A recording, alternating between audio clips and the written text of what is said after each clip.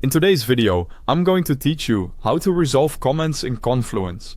Resolving comments keeps your pages clean, shows your team that feedback has been addressed, and makes it easier to find what still needs attention. Start by opening the Confluence page that contains comments.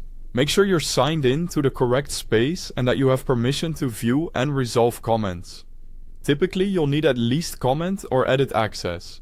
If you can open the page but don't see comment markers, your permissions or page restrictions may be limiting visibility, so check with the page owner or your admin.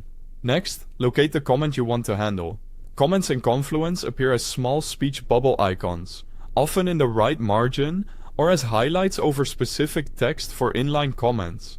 Hover your cursor over the bubble, or click it to expand the thread. On mobile, tap the indicator to open the comment so you can read the full context and any replies. By the way, I've placed the official Confluence website link right at the top of the description so you can jump into your workspace and follow along. Now, review the comment carefully, look at the highlighted text or the section it references, and make any necessary changes to the page.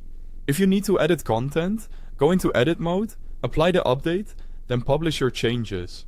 You can add a quick reply confirming what you changed or asking for clarification if something isn't clear. The goal is to ensure the feedback has been fully addressed before you mark it complete. When you're ready, resolve the comment. Inside the comment box, click the Resolve button. The thread will be marked as resolved and will disappear from the main view, helping reduce visual clutter without deleting the history.